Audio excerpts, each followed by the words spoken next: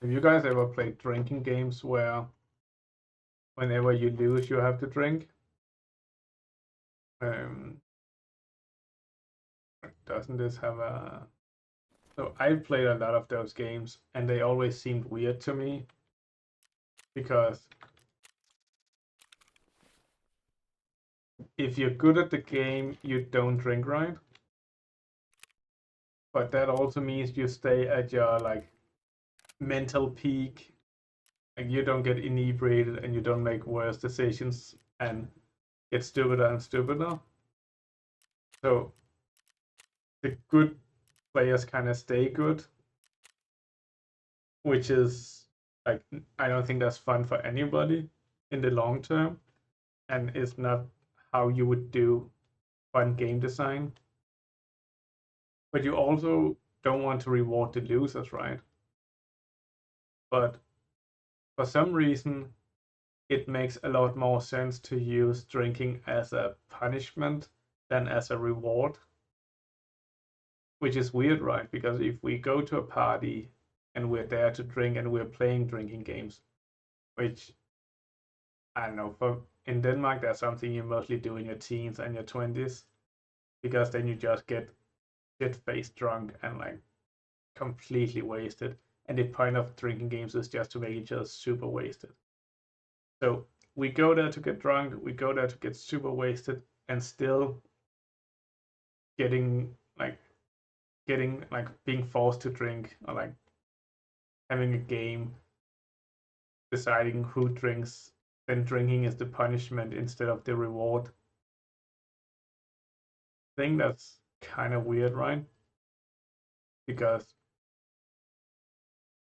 if you think about it logically, if like you can always drink, so that's not really a reward, but I guess by removing the thing of you cannot always choose when not to drink. I think I did a double entendre there, or a double negative. If you cannot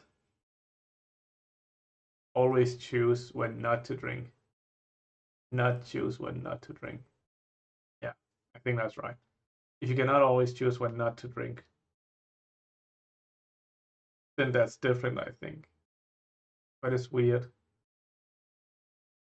And I think in a lot of ways it's kind of similar to Tarkov. Like the good players will get better gear so they are harder to kill. And it makes sense, good players are rewarded, right?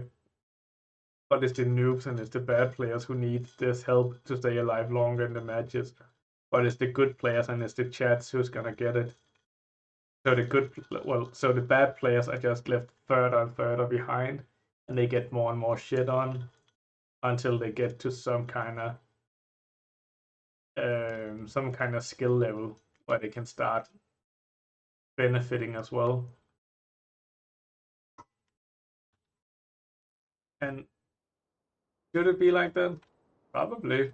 Like, how else? Like, what else would you do? Would you remove the benefits from the good players and say you cannot have good loot because you're good? Or do you want to feed bad players with good loot?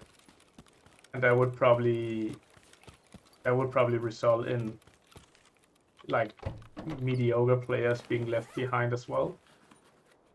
If you reward, or if you kind of take pity on bad players and give them random loot, and then all the good players who are chats, they get it by like as a reward by being good, then the mediocre players, they just kind of get by both ends.